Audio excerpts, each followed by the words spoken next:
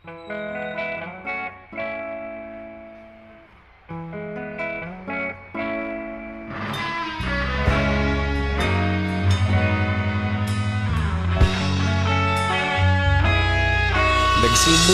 ang lahat sa eskwela, nagsama-samang 12 sa kalokohan at sa tuksuhan, hindi maawat sa isa't isa.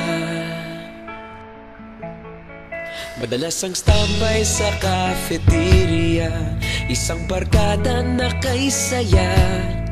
Laging may hawak-hawak na gitara, konting udyok lamang kakanta na. Kay simple lamang ng buhay nun, walang mabibigat na suliranin.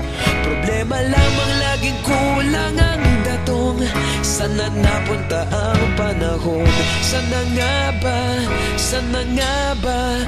Sana napunta ang panahon? Sana nga ba? Sana nga ba? Sana napunta ang panahon? Sa unang ligaw kayo'y magkasama, magkasabwat sa pambobola. Walang sikreto kayong tinatago, okay sarap ng samahang barkada.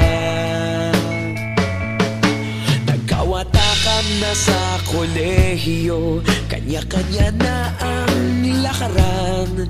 Kahit minsan na lang kung magkita, pagkakaibigay hindi nawala. At kung saan na napadpad ang ilan, sa dating eskwela meron din naiwan. Meron pa ng mga ilang nawala na lang, nakakamiss ang dating samahan. Sana nga ba? Sana nga ba? Sana nga bang barkada ngayon? Sana nga ba? Sana nga ba? Sana nga bang barkada ngayon?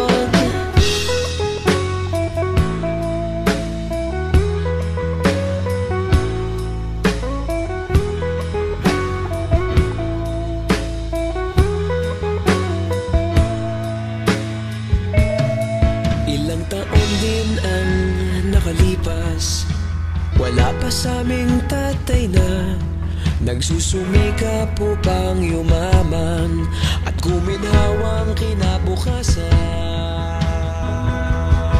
Paminsan-minsan kami nagkikita, mga naiwan at natira.